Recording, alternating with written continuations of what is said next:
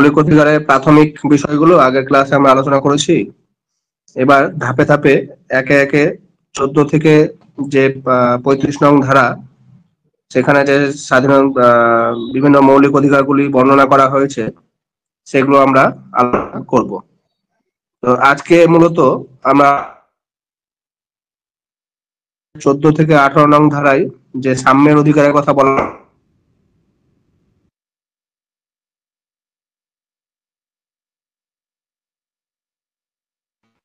লেখা আছে যে মূল সংবিধানের সংক্ষেপে আলোচনা করি। এখানে দেখো তার মধ্যে 7টি মৌলিক অধিকার বর্ণনা করা হয়েছে। মূল যে সংবিধান ছিল 1949 সালে যে সংবিধান গ্রহণ করা হয়েছে 26শে নভেম্বর, এবং 1950 সালে 26শে জানুয়ারি কার্যকারী হয়। আর সেই সংবিধানে 14 থেকে 32 নং ধারার মধ্যে 7টি মৌলিক অধিকারের কথা বর্ণনা আছে। শোনা যাচ্ছে আমার কথা? সরি, হ্যাঁ স্যার। তো এই 14 থেকে 32 নং ধারার মধ্যে যে মূল সংবিধানে 7টি মৌলিক অধিকারের কথা বর্ণনা আছে। তো কি কি সেই 7টি অধিকার? এক হচ্ছে সাম্যের অধিকার, স্বাধীনতার অধিকার, শোষণের বিরুদ্ধে অধিকার। এগুলো কোন কত নম্বর ধারায় সেটা পাশে দেখো হাইলাইট করে দেওয়া আছে। সাম্যের অধিকার 14 থেকে, যেটা আজকে ক্লাসের মূল বিষয়বস্তু। স্বাধীনতার অধিকার 19 থেকে 22 নং ধারা, শোষণের বিরুদ্ধে অধিকার 23 থেকে 24 নং ধারা, ধর্মীয় 25 থেকে 28, সংস্কৃতি ও শিক্ষা বিষয়ক অধিকার 29 এবং 30, সম্পত্তির অধিকার মূল সংবিধানে 31 নং ধারায় ছিল। শাসনতান্ত্রিক প্রতিবেদনের সম্পত্তির যে অধিকার, সেই অধিকারটি 1978 সংশোধনের মাধ্যমে এই সম্পত্তির অধিকারকে মৌলিক অধিকার থেকে বাদ দিয়ে দেওয়া হয়েছে। এবং পরে দ্বাদশ অংশে সংবিধানের যে এখানে আমরা তৃতীয় অংশ নিয়ে আলোচনা করছি, তৃতীয় অংশের বিভিন্ন ধারা নিয়ে। দ্বাদশ অংশের 300 ক নং সম্পত্তির অধিকারকে আইনগত অধিকারের মর্যাদা দেওয়া হয়েছে।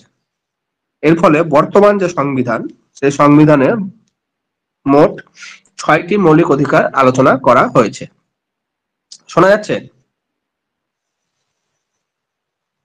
শোনা যাচ্ছে স্যার, শোনা যাচ্ছে। একদম ক্লিয়ার আসছে না? হ্যাঁ স্যার। এবার যেটা আমরা আলোচনা করব, সাম্যের অধিকার। তো দুই একজন বলো যে সাম্যের অধিকার বলতে কি বুঝি? সাম্যের অধিকার বলতে যায়,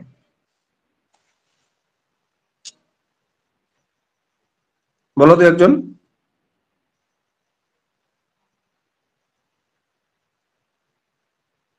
সাম্য বলতে কি বুঝি? সাম্য বলতে সমান অধিকার, জাতি ধর্ম বলো না, বর্ণ যা পারি। জাতি ধর্ম বর্ণ স্ত্রী পুরুষ নির্বিশেষে কোন রকম বৈষম্য না করাকে বোঝায় নাকি? ঠিক।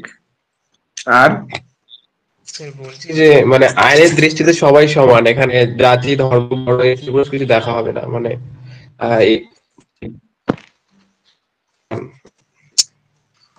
ঠিক আছে, আমি আলোচনা করি। হ্যাঁ, এখানে বোঝানো হয়েছে সাধারণভাবে সাম্য বলতে কি বোঝায়, যে সবাই সমান, প্রত্যেক মানুষ সমান সুযোগ সুবিধা বা সমান অধিকার, সমান স্বাধীনতা ভোগ করবে, সাধারণভাবে বলা হয়। কিন্তু আমরা যদি রাষ্ট্রবিজ্ঞানের সাম্য বিষয়ে আলোচনা করি, আমি যখন ওই নেট সেটের ক্লাসে বিভিন্ন কনসেপ্ট গুলো পড়াবো, সেখানে ইকুয়ালিটি, ফ্রিডম, এরকম আলাদা আলাদা শব্দের ডিটেলস আলোচনা করব। তো এখানে যে রাষ্ট্রবিজ্ঞানে আমরা যে সাম্য বলি, সেই সাম্য সাধারণ যে অর্থ উপরে আমরা দেখছি সেই অর্থ থেকে আলাদা। কারণ প্রত্যেক মানুষ শারীরিক এবং ভাবে বা গঠনগত বা গুণগত ভাবে প্রত্যেক মানুষের মধ্যে পার্থক্য লক্ষ্য করা যায়। আর এই যে পার্থক্য, সে পার্থক্য আমরা অমান্য করতে পারি না। প্রত্যেক মানুষের শক্তি, সামর্থ্য, বুদ্ধি, ধৈর্য, এগুলোর মধ্যে একটা পার্থক্য লক্ষ্য করা যায়। প্রত্যেকে আলাদা আলাদা এই সমস্ত গুণের অধিকারী। আর রাষ্ট্র যদি একজন প্রখ্যাত বিজ্ঞানী আর একজন সাধারণ শ্রমিক এবার দুইয়ের মধ্যে সমান ব্যবহার করে, দুজনকে সমান সুযোগ সুবিধা দেয়, তাহলে কিন্তু সমাজের যে মূল উদ্দেশ্য ব্যাহত হবে। আর সেই কারণে এইখানে যে সাম্যের ধারণা, সেই সাম্যের ধারণার আলাদা রকম আমরা আলোচনা পাবো এখানে।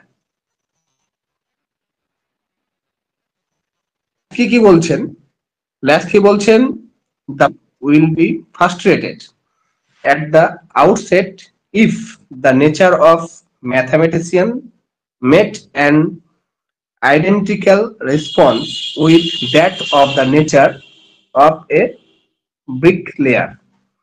অর্থাৎ একজন যে গণিতজ্ঞ এবং একজন রাজমিস্ত্রি, এই দুজনের প্রতি যদি সমান ব্যবহার করে বা দুজনকে সমানভাবে দেখে, তাহলে সেই সমাজ ততটা উন্নতি করতে পারবে না। এটা রাষ্ট্র সকলকে সমানভাবে দেখবে এবং সমাজে প্রত্যেকের সব বিষয়ে সমান হবে, এটা ঠিক নয়। এইখানে অধিকার ও স্বাধীনতার আদর্শের সাথে সাম্যের আদর্শের আঙ্গাঙ্গিক ভাবে জড়িত। একজন ম্যাথমেটিশিয়ান বা একজন বৈজ্ঞানিক বা একজন সরকারি কর্মচারী, তার যে অধিকার হবে, তার যে স্বাধীনতা হবে, একজন সাধারণ নাগরিকের ক্ষেত্রে তা হওয়া কাম্য নয়। সমাজে এই যে সাম্যের আদর্শ, সেই সাম্যের আদর্শ অধিকার এবং স্বাধীনতার সাথে সম্পর্কিত। আবার সামাজিক অবস্থান ও মর্যাদাগত বিচারে ব্যক্তিবর্গের মধ্যে বৈষম্য থাকলে তাদের পক্ষে ব্যক্তিত্ব বিকাশের সুযোগ সমানভাবে ভোগ করা সম্ভব নয়। এই কারণে ব্যক্তির রাজনৈতিক জীবনের অধিকার ও স্বাধীনতার মতো সাম্যের আদর্শ অত্যন্ত গুরুত্বপূর্ণ। অর্থাৎ বলছে যে আবার যদি সাম্য না থাকে, অর্থাৎ সাম্য বলতে যার যতটুকু উপযুক্ত সুযোগ সুবিধা দরকার সেই সমস্ত উপযুক্ত সুযোগ সুবিধা আর পাইয়ে দেওয়া, সেটাকেই আমরা এখানে সাম্য হিসাবে আলোচনা করব। আর এই সাম্য না থাকলে অধিকার এবং স্বাধীনতার গুরুত্ব বা মূল্য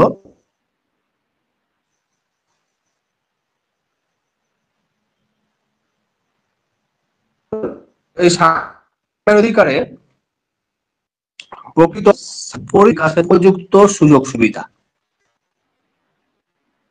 অর্থাৎ রাষ্ট্র কোন রকম পক্ষপাতিত্ব না করে নাগরিকদের জন্য সমান সুযোগ সুবিধা বা অধিকারের ব্যবস্থা করবে, যাতে প্রত্যেক ব্যক্তি তার সার্বিক বিকাশের জন্য যত রকমের সুযোগ সুবিধা সে ভোগ করে। রাষ্ট্রের কাছে আইনের চোখে সকল নাগরিকের সমান, যেটা তোমরা বললে যে আইনের দৃষ্টিতে সকলের সমান। তো অধ্যাপক ল্যাস্কি সাম্যের মূলত দুটি বৈশিষ্ট্য কথা বলেছেন। কি বলছেন? বিশেষ ল্যাস্কি বলছেন যে equality means first of all the absence of A privilege. অর্থাৎ সাম্য তখনই সেখানে কাম্য হবে যে কারোর প্রতি বিশেষ সুযোগ সুবিধা দেওয়া হবে না। আমরা শুরুতে আলোচনা করলাম একজন ম্যাথমেটিশিয়ান একজন সাধারণ নাগরিক এর মধ্যে পার্থক্য থাকবে, সেটা আমি পরে যুক্তি সহকারে আলোচনা করব। এখানে ল্যাস্কি বলছেন যে বিশেষ সুযোগ সুবিধার অনুপস্থিতি হচ্ছে সাম্যের প্রথম বৈশিষ্ট্য। দ্বিতীয় বৈশিষ্ট্যটা যেটা হচ্ছে সকলের জন্য যথোপযুক্ত সুযোগ সুবিধা। Equality means that adequate opportunities are laid open to all.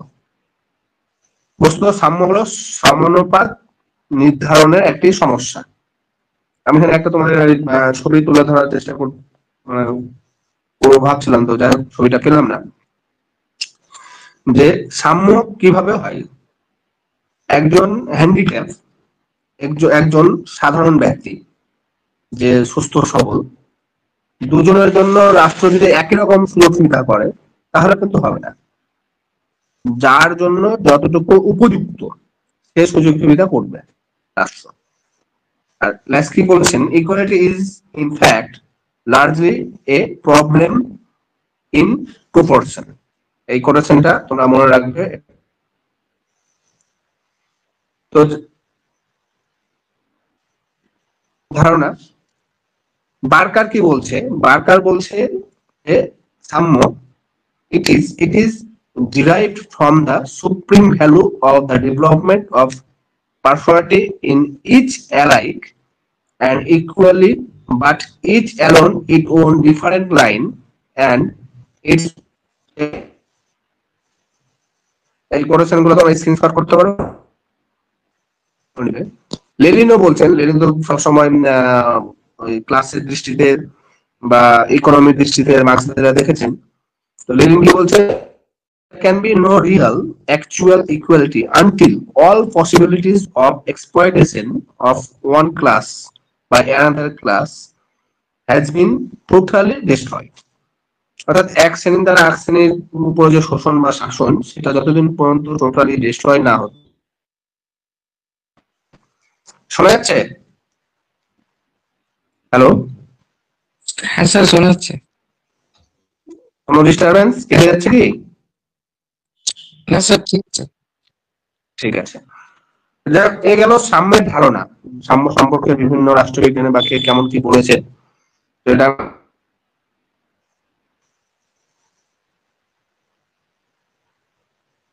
সংবিধানের সাম্যের যে উৎস, এই সাম্যের ধারণাটা আসলো কোথা থেকে? তো সে গ্রিক নগরাষ্ট্র থেকে শুরু করে আর বর্তমান কালে রাষ্ট্রবিজ্ঞানীরা সাম্যের উপরে বিশেষ গুরুত্ব আরোপ করেছে। এর বিরুদ্ধে এই সাম্যের আদর্শ মানুষের মনে এক সংগ্রামী চেতনা সৃষ্টি হয়েছে। আজকে যে আমরা বড় বড় বিপ্লব দেখেছি, ফরাসি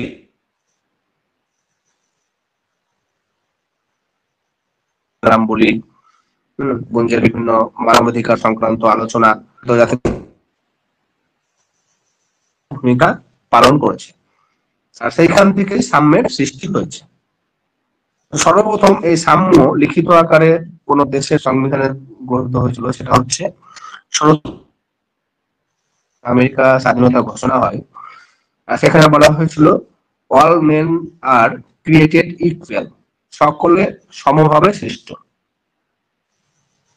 আবার ফরাসি জাতীয় পরিষদের মানবাধিকার সম্পর্কিত ঘোষণাতেও এই সাম্যের উল্লেখ আছে। সেখানে কি বলা আছে? অধিকার সম্পর্কে সকলে পরস্পর। আবার সম্মিলিত জাতিপুঞ্জের যে মানব অধিকার সম্পর্কিত ঘোষণা, সেই ঘোষণার যে 1 নং ধারা, সেখানে আছে জন্মগতভাবে সকলে স্বাধীন ও মর্যাদার অধিকারী, এবং 7 নং ধারায় বলা হচ্ছে আইনের চোখে। তো ভারতীয় সংবিধান রচয়িতারা কিসের দ্বারা পরিচালিত হয়েছে, প্রভাবিত হয়েছে?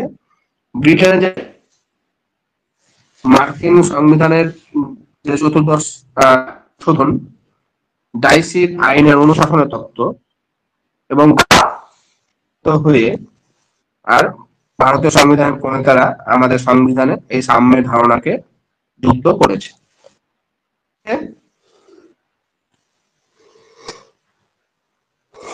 এবার শুনতে পাচ্ছ? হ্যাঁ স্যার শোনা যাচ্ছে। হ্যাঁ, একদম বোধ হয় আনমিউট আছে, মিউট করে দাও। যখন আমি জিজ্ঞেস করবো সাথে সাথে আনমিউট করে একটু রেসপন্স করবে, তাহলে বুঝতে পারবো যে না শোনা যাচ্ছে। এবার আমরা মূল বিষয়ে আসছি। এতক্ষণ একটা ইন্ট্রোডাকশন ভূমিকা সংক্ষেপে আমি আলোচনা করলাম। এবার যেটা আমরা আলোচনা করবো 14 থেকে যে 18 নং ধারা, সে 18 নং ধারার মধ্যে কিভাবে এই সাম্যের অধিকারকে তুলে ধরা হয়েছে। তো ভারতের সংবিধানের 14 নং ধারায় সেটা হয়েছে, ভারতের ভূখণ্ডের মধ্যে রাষ্ট্র কোনো ব্যক্তি আইনের দৃষ্টিতে সাম্য বা আইন সমূহের দ্বারা সমভাবে সংরক্ষিত হওয়ার অধিকার অস্বীকার করতে পারবে না। ইংরেজিতে কি বলছে? The state shall not deny to any person equality before law or the equal protection of the laws within the territory of India. অর্থাৎ এই 14 নং ধারাটা যদি আমরা ভালো করে দেখি, তাহলে দেখবো এখানে দুটো অংশ আছে। এক হচ্ছে আইন ইকুয়ালিটি বিফোর দ্য ল, আর দ্বিতীয় হচ্ছে আইন কর্তৃক equal protection of the law. এই দুই ভাগে আমরা দেখতে পাচ্ছি। এবার একটা করে ভাগ আমরা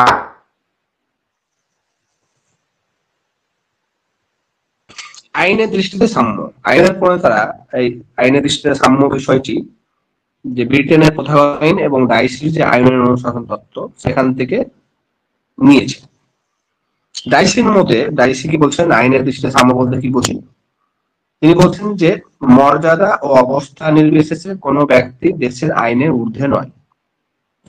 যে যেই হোক, দেশের যে আইন, দেশের যে সংবিধান, সে সংবিধানের ঊর্ধ্বে উঠে কোনো ব্যক্তি তার যে অধিকার বা সে তার নিজের মতো করে চলতে পারে না। সকল ব্যক্তি, প্রত্যেক ব্যক্তি থেকে শুরু করে সাধারণ নাগরিক সকলেই এই আইনের নিয়ম এবং সাধারণ আদালতের এখতিয়ারভুক্ত। প্রত্যেক ব্যক্তি নিজের সকল কাজের জন্য আইনের কাছে সমভাবে দায়বদ্ধ থাকে। কোন ব্যক্তি রাষ্ট্রের কাছে বিশেষ সুযোগ সুবিধা অর্থাৎ আইনের দৃষ্টিতে সাম্য বলতে আইন ভারতবর্ষে বসবাসকারী সমস্ত নাগরিককে সমান চোখে দেখবে। পরবর্তী অংশ হচ্ছে এর যে 14 নং ধারা, সে 14 নং ধারা কিছু ব্যতিক্রম আছে। আইন কর্তৃক সংরক্ষিত যাওয়ার আগে এই আইনের দৃষ্টিতে সাম্য এর ব্যতিক্রম আমরা দেখতে পাই ভারতীয় সংবিধানের কিছু সাংবিধানিক ভাবে, কিছু অসাংবিধানিক ভাবে বা আইনগত ভাবে এর ব্যতিক্রম আমরা দেখতে পাই। কিভাবে? আমরা দেখি যে যখন রাষ্ট্রপতি বা রাজ্যপাল পদে থাকেন তাদের বিরুদ্ধে কোন রকম ফৌজদারি মামলা করা যায় না। রাষ্ট্রপতি বা রাজ্যপাল তার বিরুদ্ধে যে আদালত গ্রেপ্তারি পরোয়ানা দায়ের করবে, তাহলে এখানে রাষ্ট্রপতি বা রাজ্যপালকে বিশেষ মর্যাদা দেওয়া হচ্ছে। আইনের দৃষ্টিতে তার একটা সাম্য বা আইন তাদের সমানভাবে দেখছে না।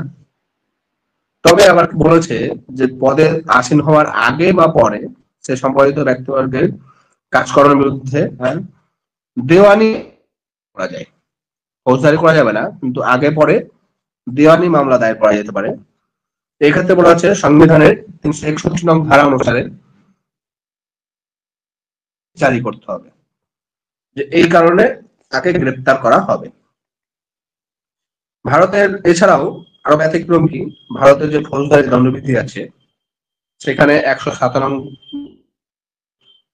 কোন সরকারি কর্মচারী তার যে কর্তব্য পালন করবে সে কর্তব্য পালন করার সময় কোন ফৌজদারি অপরাধ করলেও রাষ্ট্রপতি বা রাজ্যপালের অনুমতি ছাড়া তাকে আদালতে অভিযুক্ত করা যাবে না। অর্থাৎ কোন সরকারি অফিসারে বা সরকারি কর্মচারী তার যে দায়িত্ব পালন করছে সে দায়িত্ব পালন করতে গিয়ে যদি কোনো অপরাধ করে তাহলে কিন্তু তাকে আদালতে অভিযুক্ত করা যাবে না।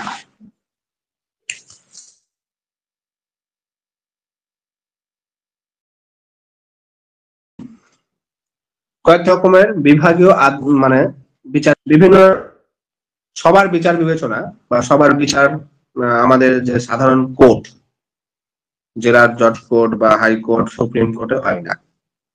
কিছু আলাদা করে কোর্ট অস্থায়ীভাবে তৈরি করা হয়, যেমন প্রশাসনিক বা সামরিক ট্রাইব্যুনাল।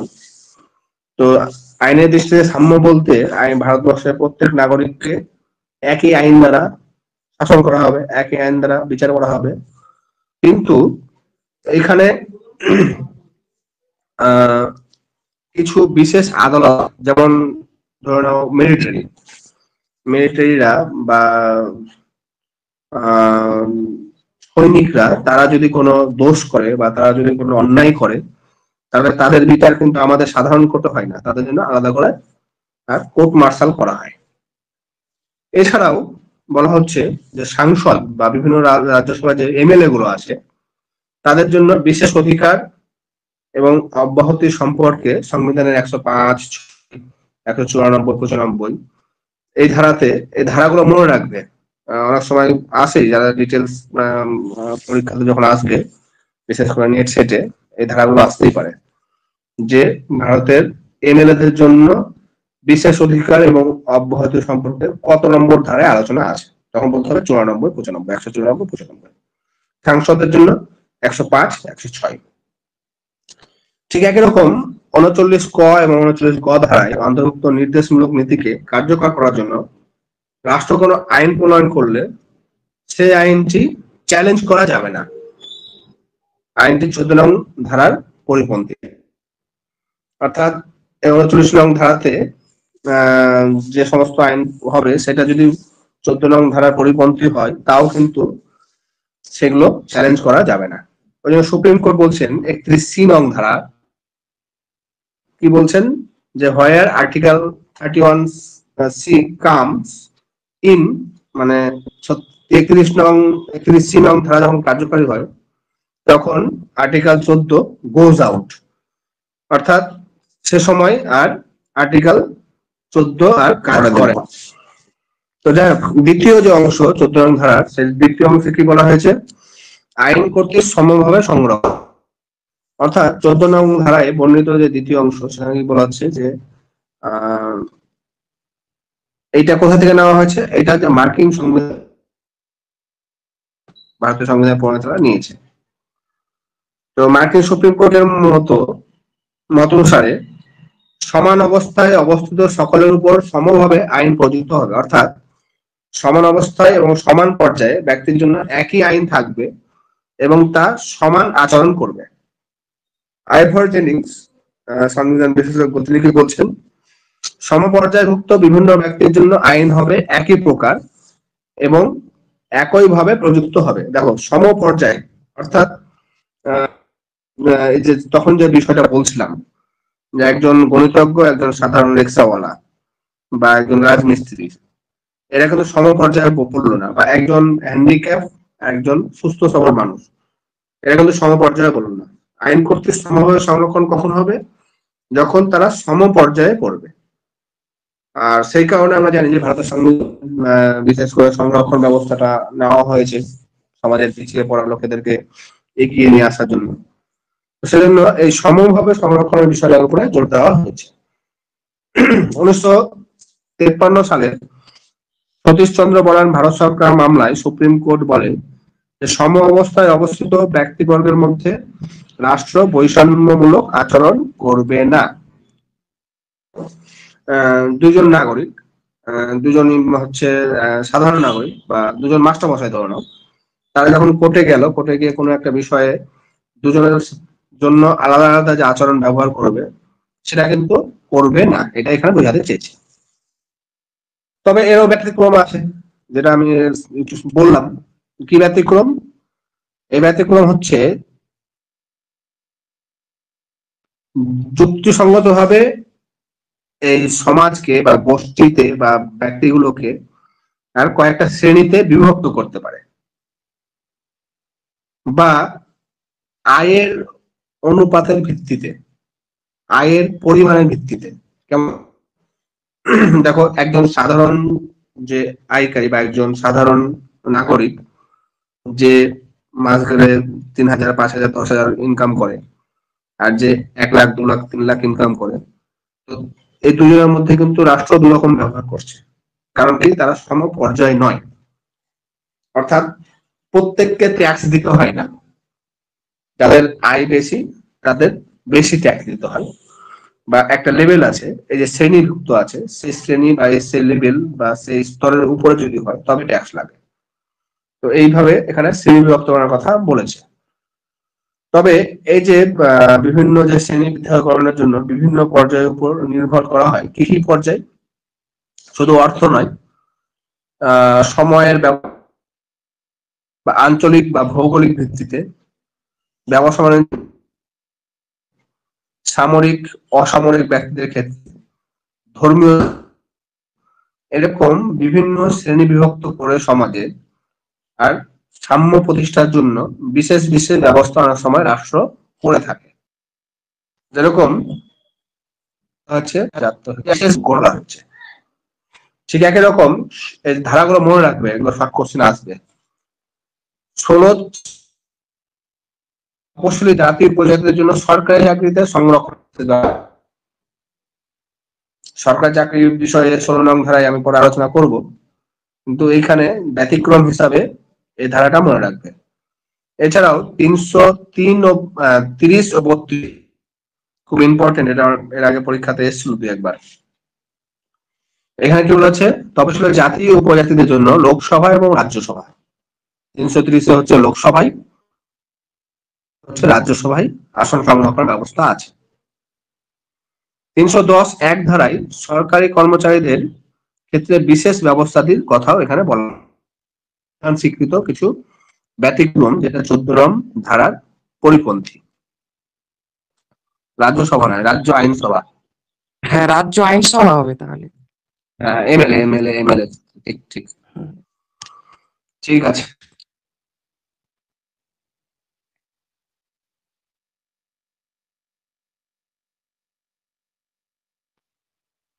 এবার এই বিধিনিষেধগুলো কেবলমাত্র রাষ্ট্রের বিরুদ্ধে প্রযোজ্য, কোন ব্যক্তির বিরুদ্ধে নয়। সংবিধানের 14 নং ধারায় রাষ্ট্র অস্বীকার করতে পারবে না,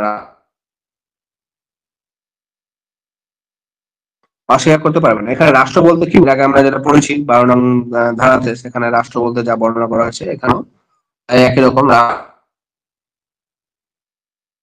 করার জন্য বা অধিকার বুঝে নেওয়ার জন্য রাষ্ট্রের বিরুদ্ধে নাগরিকরা আদালতে যেতে পারে। 14 নং ধারায় অধিকার দুটিকে কার্যকর করার জন্য বিচার ব্যবস্থার সুযোগ সুবিধা দেওয়া দরকার। অর্থাৎ স্বীকৃত যে অধিকার, সেই অধিকার যাতে সমস্ত নাগরিক ভোগ করতে পারে, আর তার জন্য সরকার বিশেষ ব্যবস্থা করবে। এটা 1976 সালে 42তম সংবিধান সংশোধন। আর্থিক অবস্থা ভালো নয় বা দরিদ্র নয়, তাদের এই ধরনের অধিকার জন্য বিনা শুল্কে আইনগত সাহায্য দিবে সরকার। আর এটা 4র্থ অধ্যায়ের নির্দেশমূলক নীতির অন্তর্ভুক্ত। এবার 14 নং ধারায় আইনের চোখে সাম্য, আইন কর্তৃক সমবায় সংরক্ষিত হওয়ার যে নীতিগুলি প্রয়োগের সুনির্দিষ্ট পদ্ধতি কথাও সংবিধানের এই পরবর্তী যে আমরা আলোচনা করব 15 থেকে 18, কিভাবে এই সাম্যের অধিকার প্রতিষ্ঠিত হবে সে ব্যাপারে আর 15 থেকে 18 নং ধারায় বিস্তারিত আলোচনা করা হয়েছে। তাই এই 14 ধারা যে আইনের দৃষ্টিতে সাম্য এবং আইন কর্তৃক সমভাবে সংরক্ষিত হওয়ার যে অধিকার, সেই অধিকার যথেষ্ট।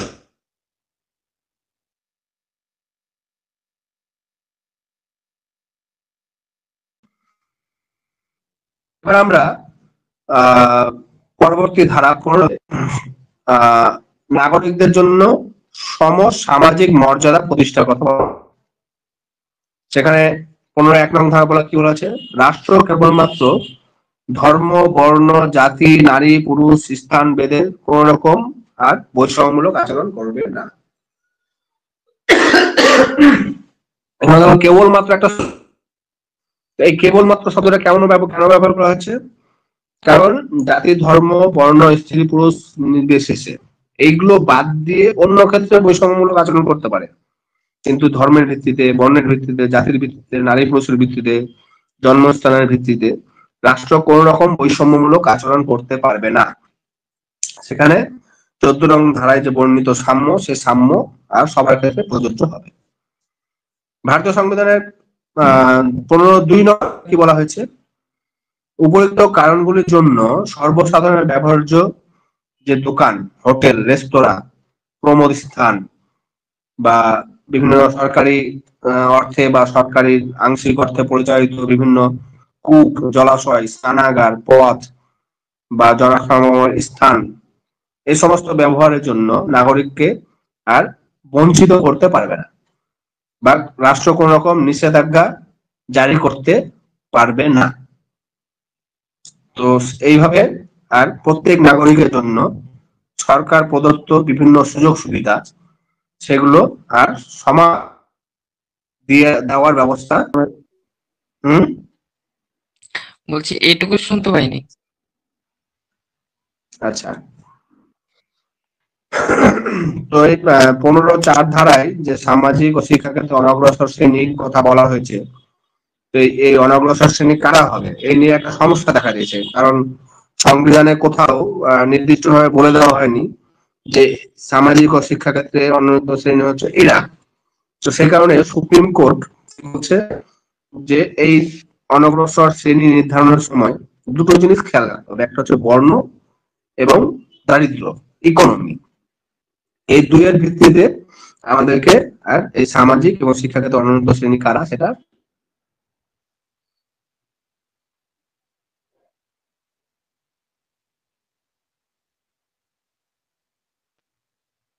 ধারা আছে। এবং সেখানে কি বলা হয়েছে, সামাজিক ও শিক্ষা ক্ষেত্রে অনগ্রসর শ্রেণী সমূহের জন্য নাগরিক বা তপশিলি জাতীয় উপজাতির জন্য রাষ্ট্র আইনের মাধ্যমে বিশেষ ব্যবস্থা গ্রহণ করতে পারবে।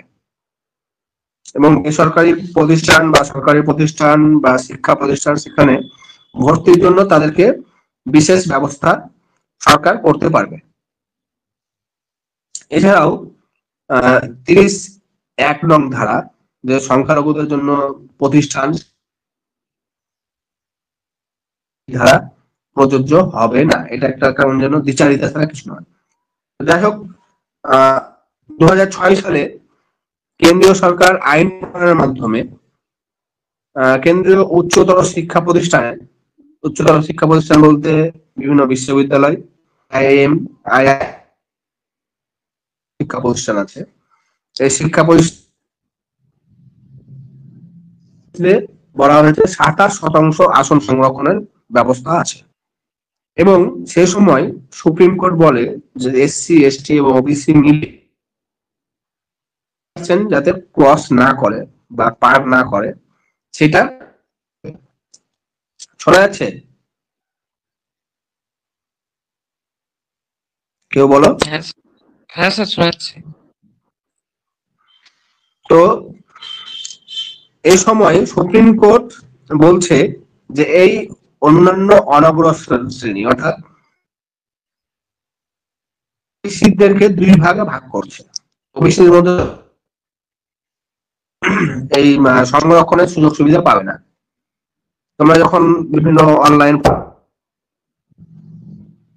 দেখবে যে সেখানে কিন্তু নোটিফিকেশন বলে দেওয়া থাকে যে ফিজ বা বয়স ছাড়ের ক্ষেত্রে বা সংরক্ষণের ক্ষেত্রে ওবিসি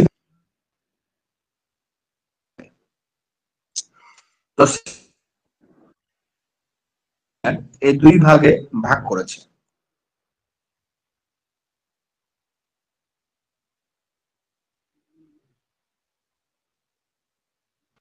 তো অভিজ্ঞ গ্রন্থে ইকোনমিক্যাল, সামাজিক ভাবে, আর্থিক ভাবে, শিক্ষাগত ভাবে যারা এগিয়ে আছে তাদেরকে বলা হচ্ছে। তো কারা রাষ্ট্রপতি, হাইকোর্টের, ইউপিএসসি যারা আর অধিকর্তা বা অধিকারী, সামরিক বাহিনী, নৌবাহিনী, বিমান বাহিনী, আধা সামরিক বাহিনী যারা কর্নেল। এছাড়াও কারা ক্রিমিলিয়ারের মধ্যে পড়বে, অর্থাৎ কেন্দ্রীয় রাজ্য কৃতক, টিএম, এটিএম, অর্থাৎ এবং সেই পর্যায়ের বিশ্ববিদ্যালয়, ব্যাংক, এই সমস্ত যে অধিকর্তা বা অধিকারী তারা ক্রিমিলিয়ারের মধ্যে পড়বে। এছাড়াও ব্যবসা বাণিজ্য বা শিল্প সংস্থার যারা ব্যক্তিবর্গ যাদের ইকোনমিক স্ট্যাটাস অনেক উন্নত, এছাড়াও ডাক্তার, লেখক যারা ইকোনমিক্যালি অনেক স্ট্রং, এছাড়াও বাৎসরিক 6 লক্ষ যে কোনো ভাবে হোক না কেন তারা কিন্তু এই ক্রিমিলিয়ারের মধ্যে পড়বে। শোনা যাচ্ছে? বলো। শোনা যাচ্ছে স্যার। হ্যাঁ, সাথে সাথে বলবে না, আমি ফালতু ফালতু 5-7 মিনিট বকছি। এছাড়াও কারা ক্রিমিলিয়ার মধ্যে পড়বে, যাদের নির্দিষ্ট করা যে জমি, সে জমির ঊর্ধ্ব সীমার, কৃষি জমি হতে পারে বা শহর অঞ্চলে তারা কিন্তু ক্রিমিলিয়ার মধ্যে পড়বে। এই যে অনগ্রসর শ্রেণী চিহ্নিত করার জন্য 1993 সালে আর একটা রামানন্দ কমিটি গঠন, এটা শর্ট কোশ্চেন আসবে। ক্রিমিলিয়ার কারা? তাহলে এই পর্যায়ের মধ্যে যারা পড়ছে তাদের বাদ দিয়ে